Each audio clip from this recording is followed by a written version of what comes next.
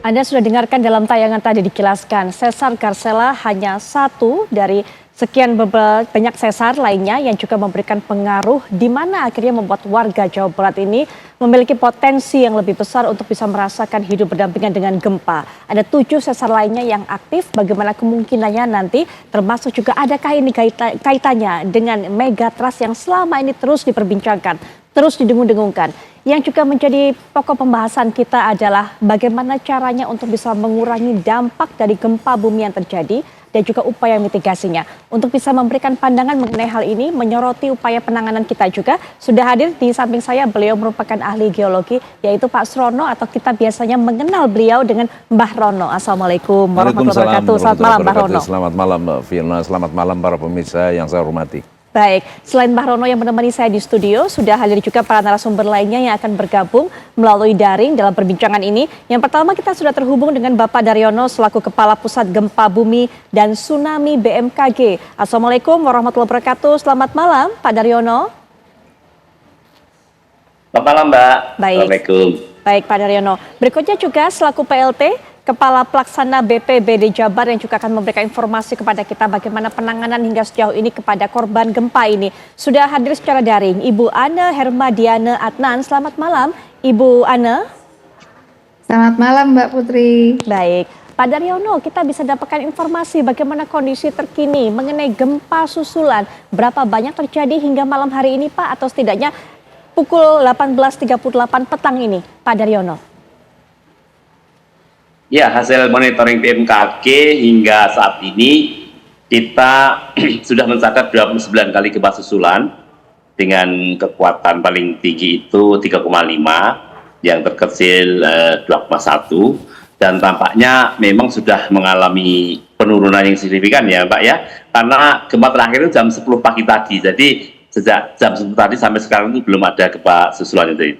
Ini pertanda baik bahwa tampaknya memang sudah terjadi peluruhan dan harapan kita kondisi akan stabil dan normal kembali, Pak. Baik, dengan kondisi yang seperti ini kabar baik kalau Pak Daryono katakan, apa yang bisa diberikan informasi kepada masyarakat? Apakah memang masyarakat sudah bisa lebih tenang daripada hari kemarin ataupun juga pagi tadi mungkin yang masih terus dihimbau untuk terus waspada karena potensi adanya gempa susulan masih terus terjadi, Pak Daryono? Iya, tapi untuk saudara-saudara kita yang rumahnya mengalami kerusakan ya, seperti bagian retak, kemudian miring, ambrol sebagian, itu untuk tidak tempati dulu, harus diperkuat dulu, kemudian tinggal di tempat yang lebih aman, karena bagaimana juga gempa bumi tidak bisa diprediksi ke belakang seperti apa, sehingga itu akan menjadi perhatian kita agar masyarakat waspada bahwa jika sudah terjadi kerusakan, kemudian ada gempa signifikan, itu akan terjadi kerusakan yang lebih. Baik, Bu Ana melihat kondisi seperti ini, gempa susulan juga sudah mulai mereda, terakhir kali juga terjadi pada pagi tadi. Bagaimana kemudian warga yang kemarin tinggal di penampungan? Oke. Untuk saat ini beberapa warga terutama di Kecamatan Kertasari di Kabupaten Bandung masih di penampungan karena memang rumahnya sebagian besar rusak gitu ya. Di sini yang rusak ini ada rusak ringan ada 2.891, rusak sedang 871, dan rusak berat 720 rumah. Seperti itu. Jadi kalaupun mereka masuk juga cukup riskan gitu ya. Untuk masuk ke dalam rumah tersebut, tapi beberapa juga masih ada tinggal di pengungsian, juga kemudian mengungsi ke sanak famili seperti itu. Dan di Garut juga memang sudah ada titik-titik pengungsi, hanya masyarakat sudah yang rumahnya tidak rusak kembali pada rumahnya masing-masing, namun tetap tenda pengungsi digunakan jika sewaktu-waktu terjadi gempa kembali gitu, gempa susulan. Walaupun tadi dikatakan oleh Pak Daryono sudah panjang, tapi tetap warga masih was-was seperti itu. Ya. Pendataan untuk rumah, bangunan, kemudian juga fasilitas umum ini apakah sudah dilakukan secara menyeluruh, Ibu? Bangunan mana saja yang rusak dan bagaimana upaya perbaikannya untuk terutama rumah-rumah bagi masyarakat? Baik, untuk rumah-rumah saat ini kita tetap masih asesmen karena luasnya terdampak ya. Kita yang terdampak ini ada di 6 kabupaten kota gitu, Mbak Putri ya, ada di Kabupaten Bandung tadi cukup banyak gitu ya, termasuk di sana ada fasilitas pendidikan, ada 9, kemudian fasilitas kesehatan, kemudian ibadah, bangunan lainnya gitu ya. Kemudian di Kabupaten Garut ini yang kedua terbanyak gitu ya.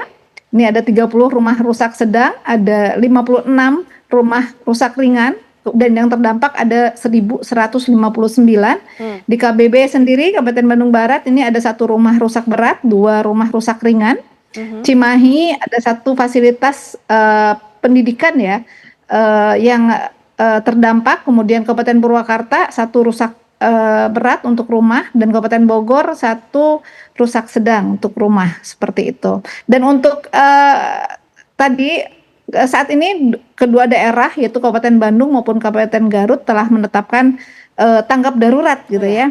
Nah sehingga bisa dikeluarkan BTT untuk perbaikan, dan kemudian juga bisa juga dilakukan bantuan dari BNPB untuk rehab rekon nantinya, dan saat ini masih dilakukan pendataan. Baik Bu Ana, Mbah Rono yang diperbincangkan kemarin Megatrust, yang kemudian kapan oleh masyarakat, kapan kemungkinan terjadinya, apakah kemudian juga melanda Jakarta adalah Megatrust, tapi kemudian ini yang terjadi, yang kita dapatkan informasi adalah Sesar Garsela, Garut Selatan. Ini merupakan bagian dari Megatrust atau seperti apa Mbah Rono? Ya inilah istilahnya yang ditunggu orang toko-toko yang nggak ditunggu-tunggu gitu kan. Dan pelajaran ini juga terulang kembali ya, bahwa gempa ini magnitudenya tidak besar. Ya. Tapi dampaknya luar biasa. Betul. Seperti gempa Cianjur, ya kan? Garsela itu saya ingat tahun 2005, di mana ada gempa di situ, masyarakat itu menuduh akibat dari pemburuan panas bumi dan sebagainya. Saya dengan Gubernur Jawa Barat waktu itu mencoba menerangkan bahwa itu tidak ada kaitannya dengan pemburuan panas bumi, itu bahwa ada gempa di situ. Zaman dulu tuh belum dikasih nama sesarnya. Saya ngobrol dengan rekan-rekan di TB, tolong telitilah gitu kan, bahwa sesar di Garut tuh banyak. Dan saya sering merekam dari alat-alat Gunung Guntur dan Papandayan, banyaknya gempa-gempa tektonik lokal. Ya memang tidak besar ya, tapi dengan gempa tidak besar seperti di Cianjur, seperti saat ini kan, kenapa kok dampaknya demikian banyak. Ya nah kan? Sebelum menjelaskan lebih lanjut Mbak Rono, punten sekali, kita juga lihat ini Sesar Garsela, salah satu sesar aktif di wilayah Jawa Barat bagian selatan. Mungkin bisa dijelaskan juga, banyak masyarakat yang kemudian bertanya-tanya setelah gempa kemarin, apa itu Sesar Garsela, Garut Selatan, dan kemungkinan dampaknya. Mbak Rono. Sebenarnya patan Jawa Barat kan banyak ya, salah satunya adalah Garsela. Saya kira baru diberi nama ini Garut Selatan. Adanya kan dulu Cimandiri, sesar Lembang dan sebagainya, ini Garsela. Karena tahun 2005 saya masih tanya-tanya itu kan, bahwa itu ada. Keberadaan itu udah niscaya adalah, ya kan. Dan gempa itu tidak melukai dan tidak membunuh. Yang melukai dan membunuh itu adalah infrastruktur yang dibangun dan digunakan oleh masyarakat. Baik. Dan seperti saat Cianjur dan sebagainya, saya betul-betul terkejut. Gempa memang tidak besar. Bahwa tanah di Garut, di Jawa Barat ini adalah tanah yang bersifat memperbesar efek goncangan gempa bumi. Memang mudah diolah, ya kan? Banyak air, subur. Tapi dampaknya adalah mudah digoyang gempa. Tapi bangunan di atasnya yang sudah dibangun, bangunan tahan gempa oleh nenek moyang Jawa Barat, bangunan panggung tapi tidak begitu tinggi, pendek. Yang tiang-tiangnya tidak ditanam di tanah tetapi hanya diberi alas. Itulah bangunan yang sudah dirancang oleh para leluhur Jawa Barat, adalah bangunan tahan gempa, bangunan tahan gerakan tanah lambat. Idealnya seperti itu, bangunan-bangunannya di Jawa Barat seharusnya. Itu daripada tumpukan bata yang tanpa beton bertulang seperti sekarang. Saya lihat, wah ya kalau begini, ya gempa bencana tanggung jawab bersama. Tidak ada yang bertanggung jawab bagaimana memberikan pengertian kepada masyarakat bahwa bangunan Anda sama sekali tidak layak untuk di daerah Jawa Barat yang rawan gempa bumi. Informasi ini kan seharusnya disampaikan kepada baik itu pihak dari pemerintah ataupun juga Pemda Jawa Barat untuk bisa memperbaiki gitu kan? Dari awal sebenarnya. Ya, karena undang-undangnya menyatakan bencana tanggung jawab bersama kan, termasuk yang kena bencana kan. Siapa yang akan dimintain tanggung jawab? Ya kan, kalau tidak ada ya kan nyanyiannya kan seperti ini terus. Dan Jawa Barat tuh banyak sekali sesarnya. Ya 8 yang katakanlah masih yang diidentifikasi, yang belum. Saya kira Garsela itu baru-baru aja lah. Saya 2005 saya dengan Gubernur Jawa Barat ke sana karena banyak masyarakat yang menuduh panas bumi bukan bencana gempa bumi, padahal tidak ada kaitannya. Ya. Akhirnya saya ke sana menerangkan, dan sekarang teman-teman ITB, cobalah diteliti. Mana ada meneliti gempa itu? Duitnya aja kagak ada. Baik, Iya kan? Mbak Rono, apakah dimungkinkan jika melihat masih ada sesar-sesar aktif lainnya, kemudian informasi ini seharusnya diberikan kepada pihak Pemda Jawa Barat sehingga kemudian mengubah bangunan, tapi nanti ada kebijakan-kebijakan tertentu yang sepertinya harus betul-betul dilakukan, begitu, dirumuskan dan dilakukan. Tapi nanti Mbak Rono, termasuk juga nanti Pak Daryono menjelaskan sesar-sesar aktif ini sebagaimana potensinya untuk bisa kembali memunculkan gempa bagi warga Jawa Barat, dan apakah kemudian daerah-daerah di sekitarnya termasuk juga Jabodetabek ini ada kemungkinan terkena. Nanti kita akan bahas lebih lanjut di segmen selanjutnya. Kami segera kembali saat lagi.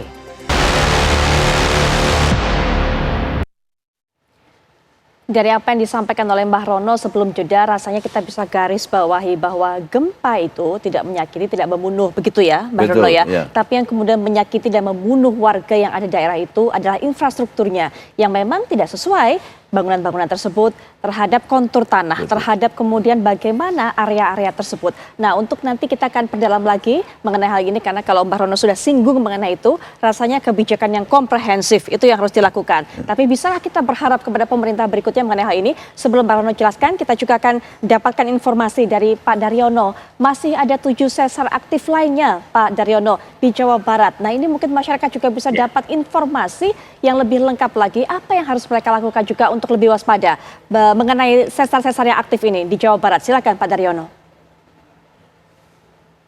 Iya, Jawa Barat merupakan kawasan yang paling aktif gempa bumi di Pulau Jawa ya, karena memang ada lebih dari 7 sesar aktif di wilayah Jawa Barat, seperti sesar Lembang, sesar Mandiri, sesar Sugenang, sesar Citare, dan sesar Sumedang, Baribis, kemudian juga zona di Kelapa Nunggal dan Kabandungan. Itu merupakan kawasan yang kami nilai aktif ya berdasarkan monitoring BMKG, dan hendaklah masyarakat mulai untuk aware ya, perhatian terhadap lingkungannya, bahwa kita sudah saatnya memperhatikan sumber gempa di daerah kita ya, karena sesar aktif yang ada di daratan itu sangat berbahaya, karena shallow crustal earthquake atau gempa kerak dangkal ini karena dangkalnya itu hingga energi gempa yang terlepas dari pusatnya itu masih utuh di permukaan ya, karena dalam bisa 5 meter, 7 meter, 8 meter, bahkan 10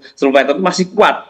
Apalagi di atas itu terdapat lapisan tanah lunak yang seperti Mbak Rono sampaikan tadi, itu akan beresonansi dan guncangannya itu akan menjadi lebih kuat dan lebih besar. Nah, kalau rumah kita di atas itu tidak memiliki struktur yang kuat, maka dia tidak akan tahan menahan guncangan, hingga perlu dibutuhkan mitigasi yang konkret ya. Jadi sebenarnya solusi mitigasi gempa itu hanya satu ya, mewujudkan bangunan yang strukturnya kuat ya. Dengan itu maka kita bisa lebih aman ya, karena gempa tidak membunuh, tidak melukai, tapi bangunan itu yang akan merubuh, itu yang akan menyebabkan kita luka, bahkan meninggal karenanya. Sehingga masyarakat tidak saja perlu merencanakan bangunan tahan gempa, juga harus memiliki cara selamat ya saat terjadi gempa. Bagaimana kita bersikap saat terjadi gempa kuat itu.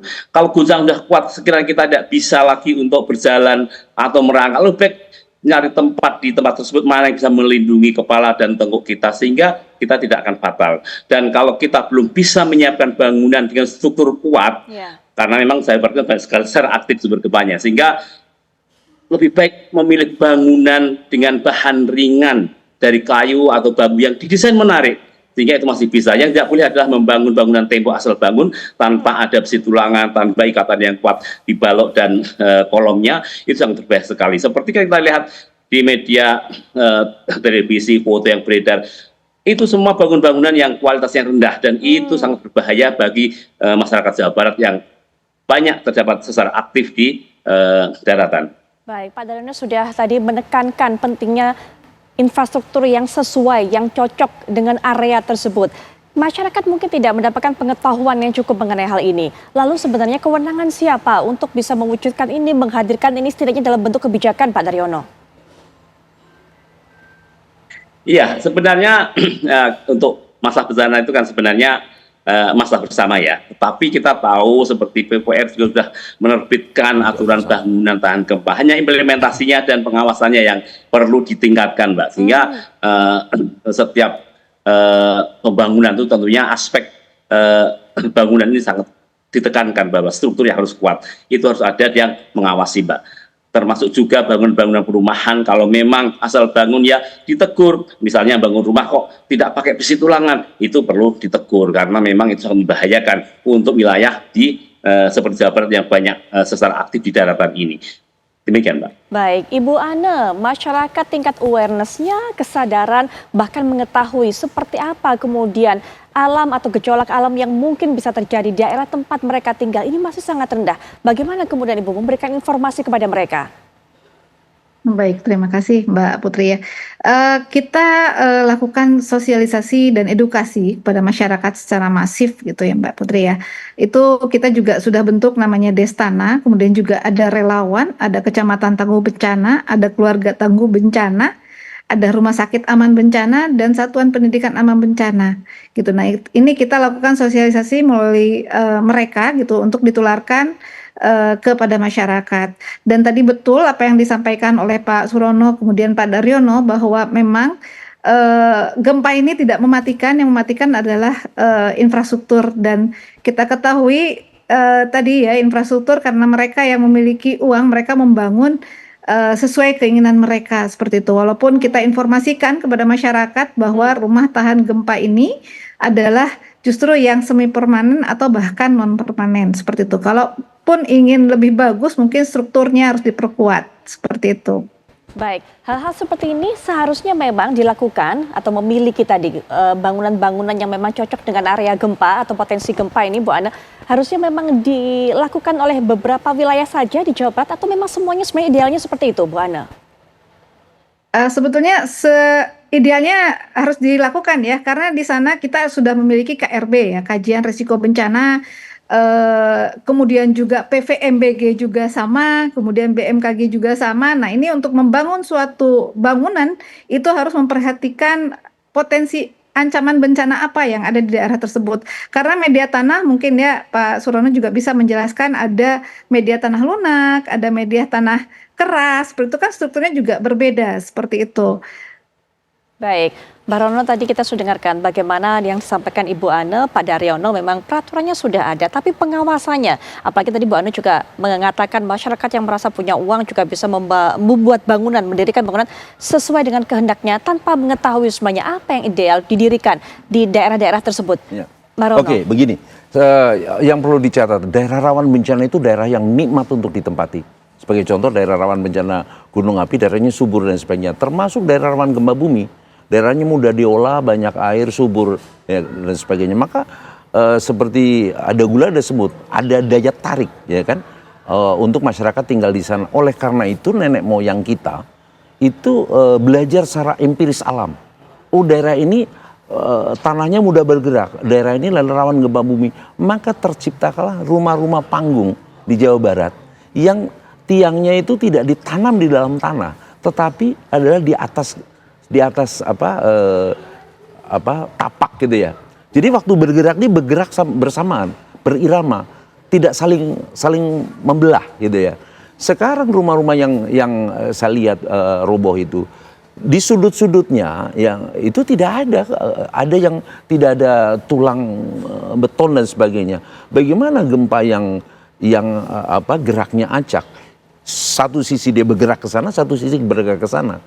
Pecahlah itu barang, kan? Tetapi kalau rumah yang tradisional Jawa Barat yang dari panggung itu, dia saling mengikuti karena terikat satu sama lain tiangnya, ya kan? Dan dia menapak ada tapaknya gitu. Dia bergerak, paling-paling dia lepas dari tapaknya, besoknya dikatrol, diangkat lagi jadi. Jadi masyarakat Jawa Barat sebenarnya sudah cerdas, ya kan, membaca empiris alam. Alam saya seperti ini dan saya tamunya alam. Saya yang harus menyesuaikan diri dengan alam. Oke, saya bukan rumah panggung. Itu di Jawa Barat. Di Padang juga beda, di Karo, Tanah Karo berbeda. Ada rumah-rumah adat yang secara empiris diciptakan oleh nenek moyang kita untuk memahami yang tuan rumah, karena mereka tamunya kan. Oke, saya akan begini agar saya bisa hidup harmoni dengan alam yang ada gitu loh. Jadi masing-masing daerah sudah mempunyai tata cara, ya kan, secara empiris untuk menyeimbangkan diri dengan kondisi alamnya gitu loh. Dan satu hal Mbak Fiona, bahwa subjek bencana adalah masyarakat. di daerah rawan bencana.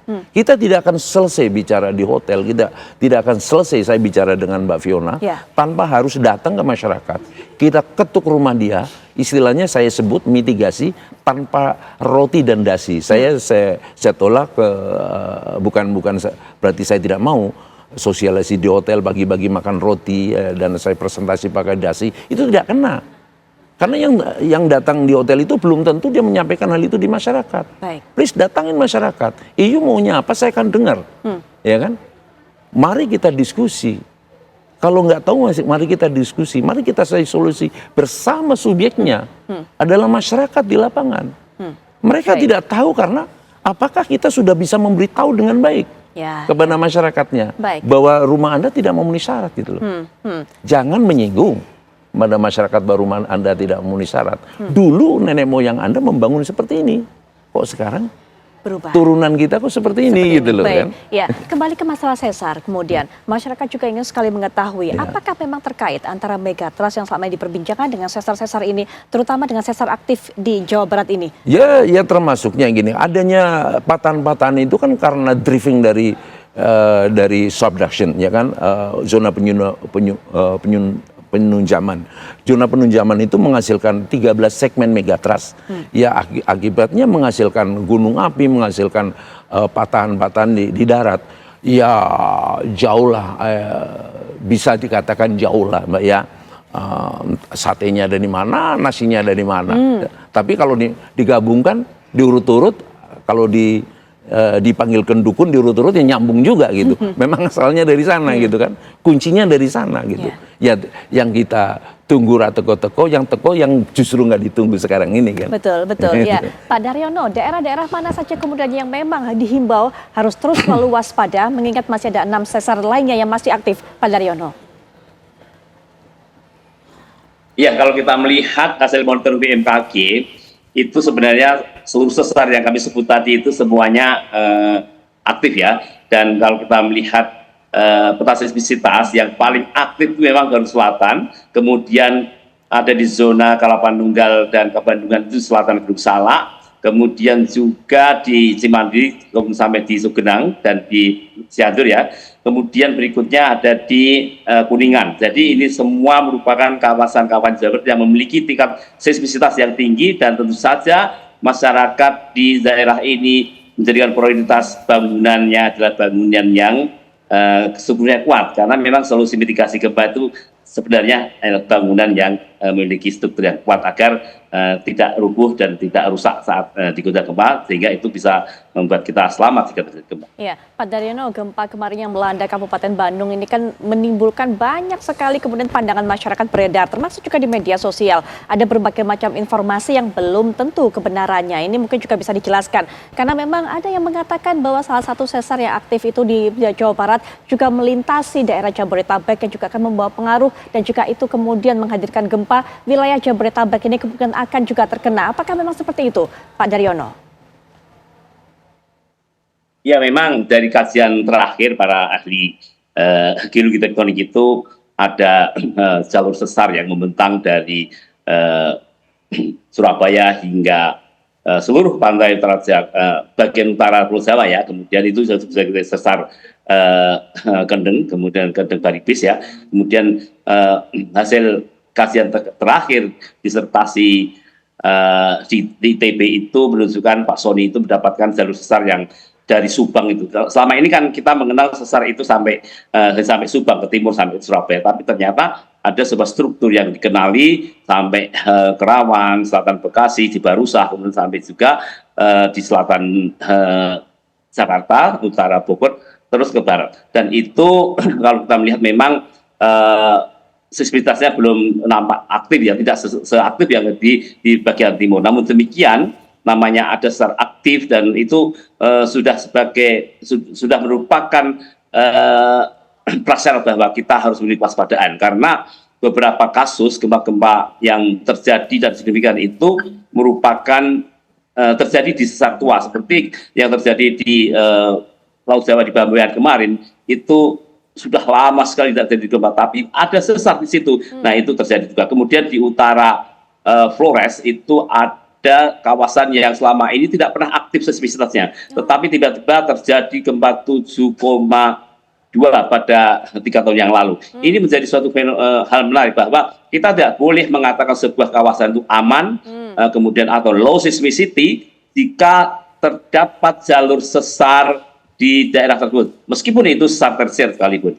Ya, Terima baik. kasih. Ya, kita akan lanjutkan kembali perbincangan ini, tapi setelah jeda berikut ini, apa kabar Indonesia Malam akan segera kembali saat lagi. Kita kembali lanjutkan perbincangan, pemirsa. Mbah Rono, masyarakat juga bertanya-tanya, dengan kemudian gempa yang terjadi akibat sesar Garsela ini, apakah ini bisa memancing sesar-sesar lainnya untuk kemudian juga kembali aktif dan juga menghadirkan gempa-gempa lagi? Sangat tergantung kepada sesar di sekitarnya.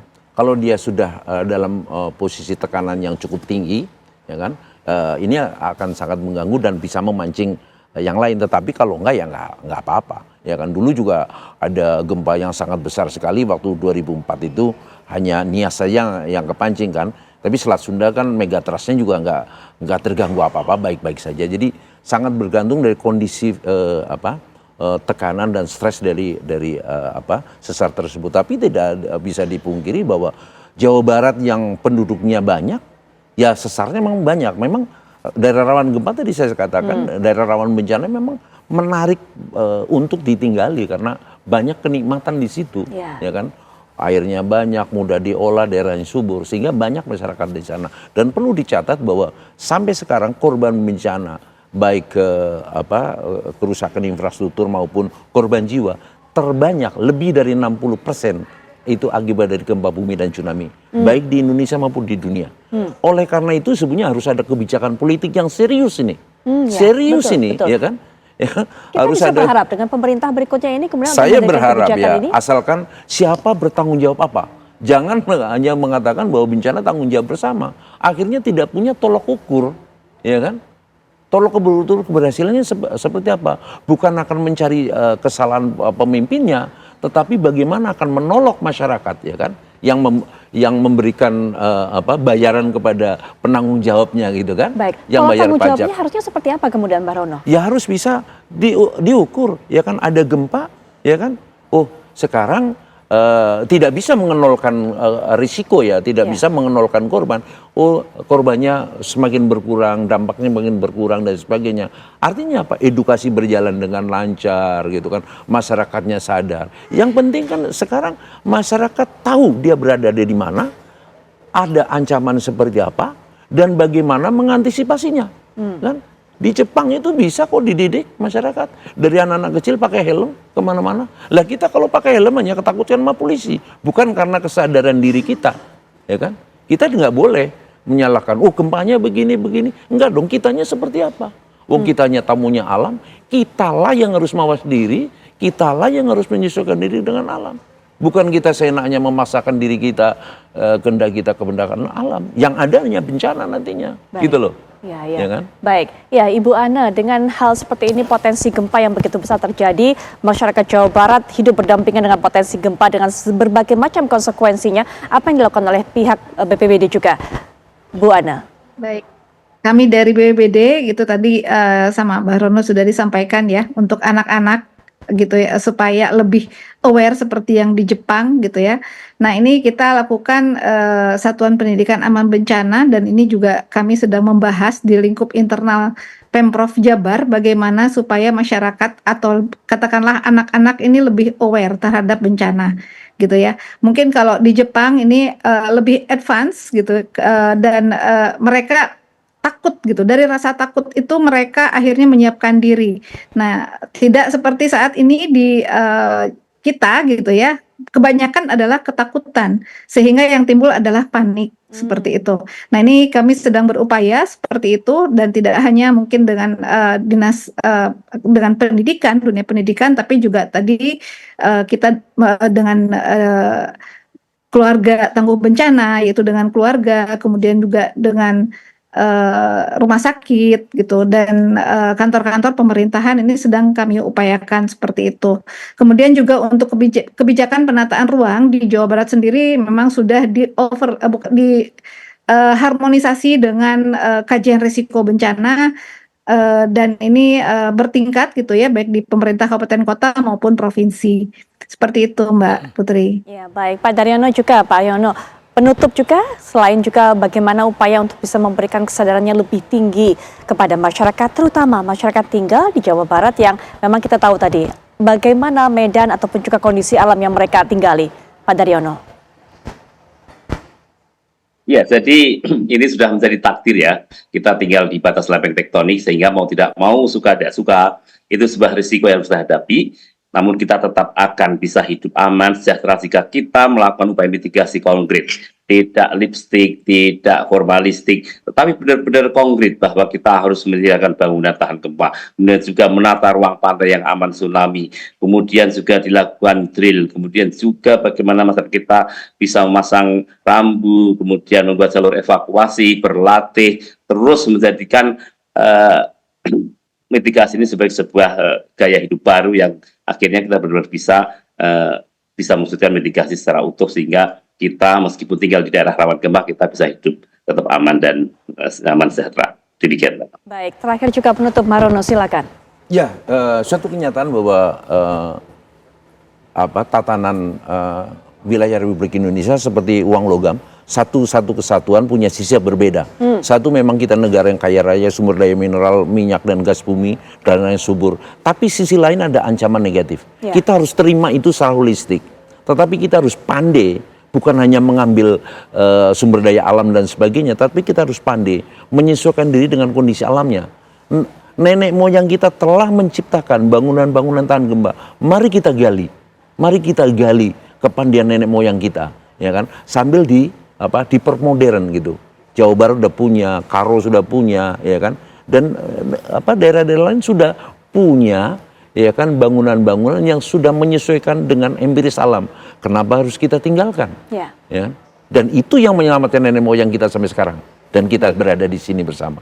Baik, Mbah Rono, gempa yang memang kita alami ini pelajaran kita bersama, tapi yang paling penting adalah kapan kemudian kita memetik hikmah dari apa yang kita alami ini, kapan kemudian mengambil pelajaran ini menjadi sesuatu hal baru yang bisa kita implementasikan. Betul. Nanti kita akan terus pantau apa yang terjadi, termasuk juga upaya bantuan yang diberikan kepada warga yang terdampak gempa. Mbah Rono, terima kasih sudah hadir memberikan pandangannya. Pak Daryono juga terima kasih. Selamat malam. Bu Ana, terima kasih. Insya Allah informasi-informasi yang disampaikan oleh baik Mbah Rono, Pak Daryono dan juga Ibu Ana ini bermanfaat bagi masyarakat, apalagi masyarakat Provinsi Jawa Barat yang saat ini sedang menyaksikan untuk bisa lebih waspada dan juga lebih bersiap-siap akan potensi gempa. Sekali lagi terima kasih para narasumber. Selamat malam. Wassalamualaikum warahmatullahi wabarakatuh.